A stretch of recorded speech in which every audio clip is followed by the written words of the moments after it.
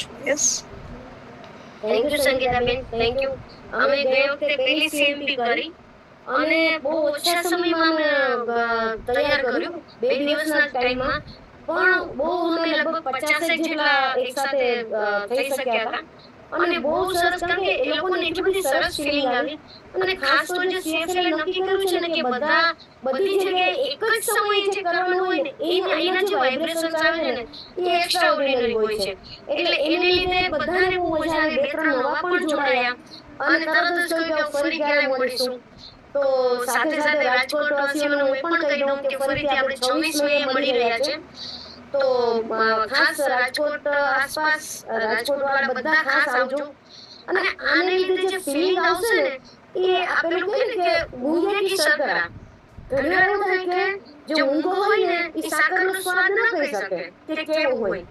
તો એકવાર તમે આ સીએમપી એટેન્ડ કરશો ને પછી તમને ખ્યાલ આવશે કે આમાં શું મજા આવે છે. કારણ કે આના પાનથી માંડીને આને સીએફએલ એટલું બધું ફૂલ પ્રૂફ ગાઈડન્સ આપેલું છે કે સ્ટેપ બાય સ્ટેપ એમાં જે ગાઈડન્સ આપેલું છે એ પ્રમાણે જ આપણે કરવાનું હોય છે. તો એને લીધે બહુ સરસ ફિલિંગ પણ સારી આવે છે, વેલ્યુ પણ મળે છે. હું તો એ પણ કહીશ કે દરેક સિટીમાંથી નવા નવા કોઓર્ડિનેટર પણ ઊભા થાવ. આ વખતે મેં રાજકોટમાંથી બીજા કોઓર્ડિનેટર ઊભા કર્યા છે. કારણ કે એ બધાનું ઇન્વોલ્વમેન્ટ પણ આવે અને એને મજા પણ આવે એમ. અને એક નવા નવા લીડરો પણ ઊભા થાય. તો આપણે બધાએ મળી સાથે મળીને કામ કરવાનું છે. એટલે આજે સીએફએલ જે કર્યું છે એના માટે ખરેખર સીએફએલ નો ખૂબ ખૂબ ધન્યવાદ.